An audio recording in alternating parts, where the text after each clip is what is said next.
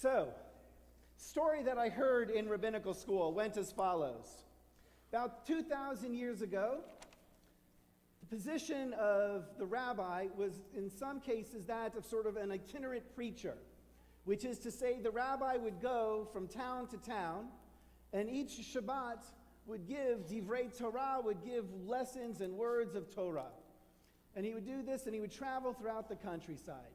And so as my teacher in rabbinical school was once telling us, this one rabbi goes to this one town, and he spends Shabbat there, and it's a lovely time, Friday night services, and he speaks, and it's beautiful, and people love what he has to say.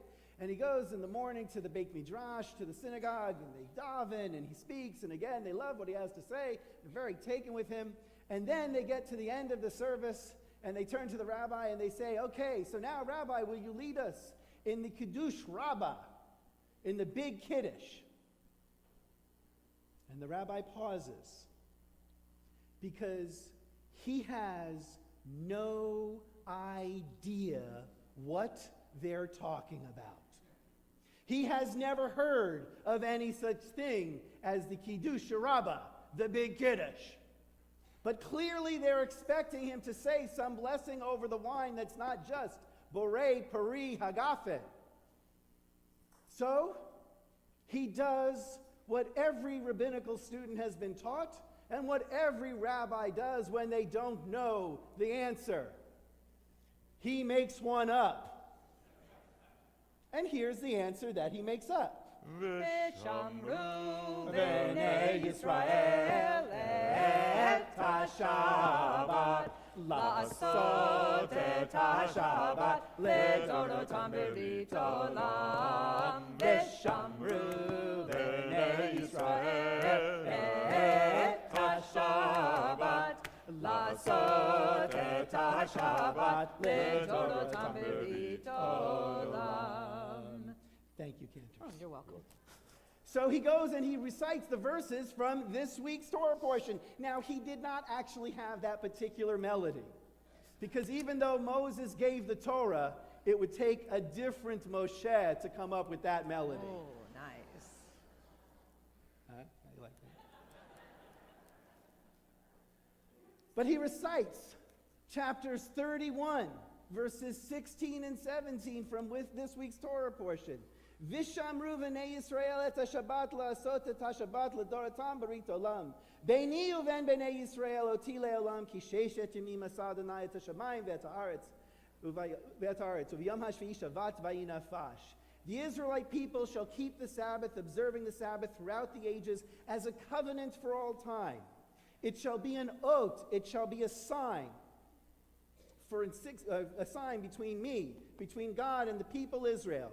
For in 6 days God made heaven and earth, and on the seventh God ceased from work and was refreshed. This is the text that he chose for the Kiddush Rabbah. And even though the rabbi didn't know if it was the right text, the people seemed satisfied with his answer. And according to my teacher in rabbinical school, this then became the source as to why Vishamru, among other texts which will eventually be added to the Shabbat morning Kiddush, comes around. And this is why we have the Kiddush that we have on Shabbat afternoon, Shabbat morning, I should say. Now, I have to tell you, I have searched far and wide, and I have yet to actually find the source for this story, to be thoroughly honest. I don't know if my teacher was just trying to tell us this story to teach us that ever so crucial rabbinic lesson of punting when you don't know. And that when you want to punt, quoting a Torah verse is always a good way to go.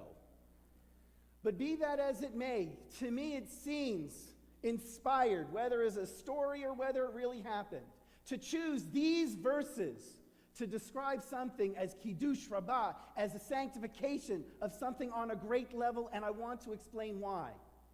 Because in explaining why, I want to share with you what I believe will be a slightly different take, a slightly different way of understanding Shabbat. One that will hopefully motivate and deepen our own practice and commitment to Shabbat observance. In the Torah, at least from the rabbinic point of view, there is an argument about the Mishkan, about the portable tabernacle that the Israelites are to carry with them throughout their wilderness wanderings. We read about its construction starting in Exodus chapter 25, verse 1, up through the beginning of Exodus chapter 31. We read all about the different stages of the construction. And if one breaks down those different stages, what is interesting is one will find that there are 6 separate stages of construction. And then the 7th stage is this description to observe Shabbat. Now the rabbis look at this text and they understand and they ask themselves the question, was it God's original intention that the Israelites should have a Mishkan, that they should have a temple? Or was this a concession to what we see in this week's Torah portion, that the Israelites need some kind of physical manifestation of God in order to feel comfortable, in order to feel safe and secure, in order to be able to offer up worship? From my point of view, and I think it's fair to say it's probably the weight of rabbinic opinion, seems to fall on the side that the building of the Mishkan, the building of the tabernacle, was never originally intended, but that it came about because of the Israelites' need for that physical manifestation. That's why it says at the beginning of chapter 25, Asuli mikdash, make for me a mikdash, v'shochanti b'tocham, that I may dwell amongst them. The place of the Mishkan is never to be actual God's dwelling place. God never is seen, even in the eyes of the Torah, as dwelling in that Mishkan. But it's the sheer presence, the sheer physicality of it that fills the people with a sense of God's presence.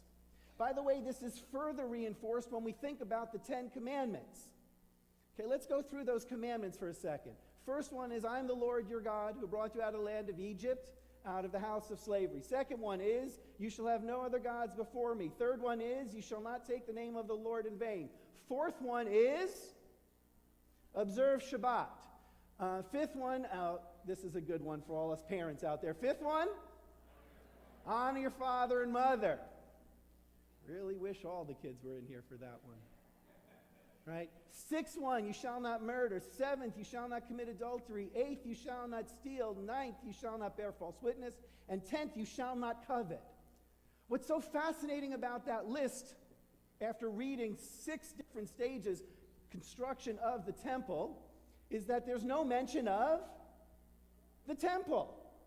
There's no mention in the 10 Commandments of a priesthood. There's no mention of offering up sacrifices. From my point of view, just from my point of view, my truth, for what it's worth, is that the fact that the 10 Commandments makes no mention of these things seems to indicate, and rabbis will follow up with other proof, seems to indicate that the temple was a concession, that people needed that physical presence. And the Torah seems to understand that as well, because as I said, it describes from chapter 25 6 different stages of construction. And then on the 7th stage, it talks about the observance of Shabbat. This perfectly parallels, and it's no accident, this perfectly parallels the story of creation. 6 days followed by the Sabbath. 6 stages of creation of the ark, or of the tabernacle, followed by the command to observe Shabbat. But what's also interesting then is how the Torah introduces this command to observe Shabbat. It says in verse 12 in chapter 31, and the Lord said to Moses, speak to the Israelite people and say, nevertheless, but you must keep my Sabbaths. After chapter and chapter of the description of the Mishkan, the description of the tabernacle, the Israelites may have thought, this is the most important way for us to connect with God. This is the way we're meant to do it. And therefore the Torah says, remember, still observe my Sabbath, which is to say that even on Shabbat, you do not engage in the construction of the tabernacle. Why? Because Shabbat supersedes the tabernacle. Shabbat is more important than the tabernacle. And I believe the essence of its importance is found in Vishamru. It's found in that prayer. Let's just go over this verse again. It shall be as a sign for all time between me and the people Israel. What is the sign? Shabbat. What do people do on Shabbat? They rest. Why do they rest? Because, according to this verse, God rested. We rest on Shabbat because God rested. And what is that therefore a sign of? Now, according to this commentary, it says it's a sign of the declaration. It's a declaration of faith and affirmation, it says, of different tenets of Jewish belief, that Israel is a holy nation by the act of divine will, that there's a relationship between God and Israel and that's governed by a covenant, and that the universe is wholly purposeful product of divine intelligence. That's the commentary here. I would like to suggest something else, a different commentary. I'd like to suggest that the sign here is that we are created in God's image. That's the sign that the rest promotes. Because just as God rests, so too we rest. Why do we rest? Because God rests. And if we are created in God's image, then we have to mirror and do and imitate what God does. So God works 6 days, God rests. Human beings work 6 days and they rest. In the resting, therefore, what is affirmed by Shabbat is that very crucial lesson. It reminds us that we are, yes, but created, but B'Tselem Elohim, that we are created in the image of God. That's what Shabbat, I believe, is ultimately about in the eyes of the Torah. Now, over time, we've come up with different ways of understanding and explaining Shabbat. We've said it's family time. Okay, that's not a bad one, right? And we've also said, well, you need to have Shabbat. It's part of Judaism's genius because everyone needs to rest. I got to tell you, I think we as human beings would have come up with that concept without the Torah telling us. I think we would have figured at some point in time that 7 days a week, working all day, every day with no break, people can't do it. The genius of Judaism isn't coming up with the idea of Shabbat. The genius of Judaism is connecting the resting of Shabbat with God. That's the radical part.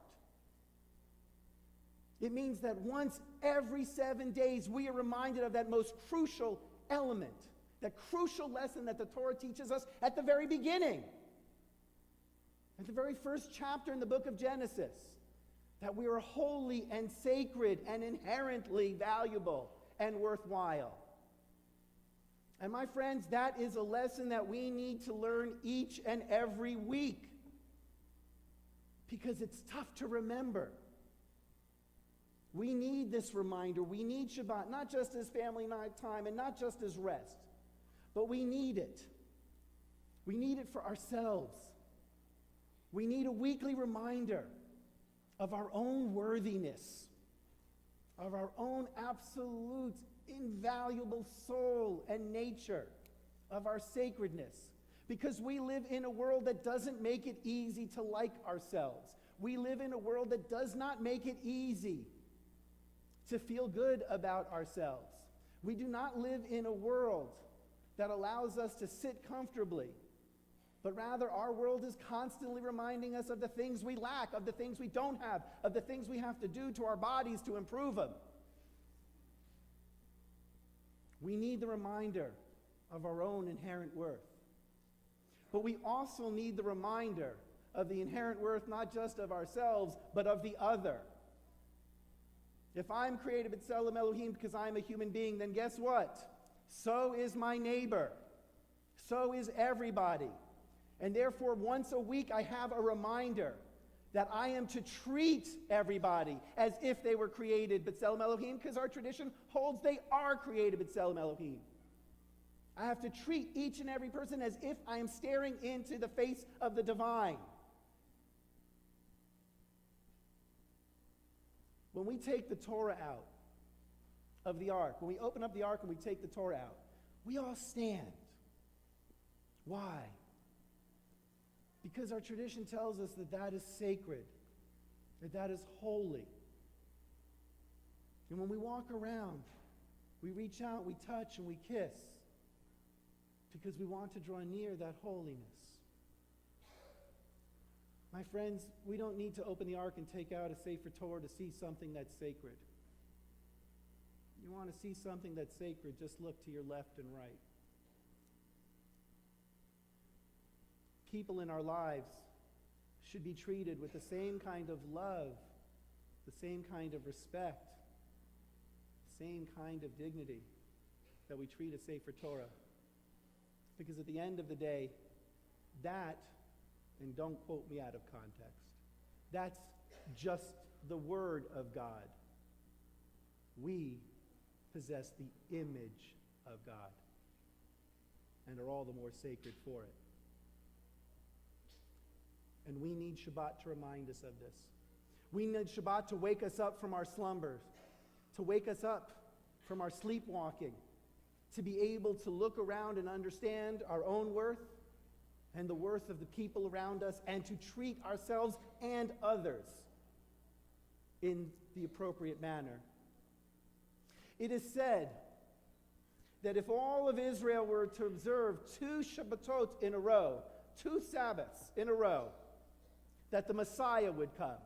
Now there are those who'd have you believe that what that means is if you observe every single ritual, if you observe every jot and tittle of the law, that ritual magic will be performed, and all of a sudden the Messiah, poof, is going to pop up. Not going to happen. Or at least I'm betting that it's not going to happen. Could be wrong. Because what I think it really talks about is that if we observe Shabbat as the oath, as the reminder it's meant to be, as the sign it's meant to be, and we take 2 Shabbatot and fully understand and remind ourselves what it is to be possessing the image of God, then the Messiah will come. Not out there, but in here. And that will make all the difference in the world. Shabbat Shalom, everyone.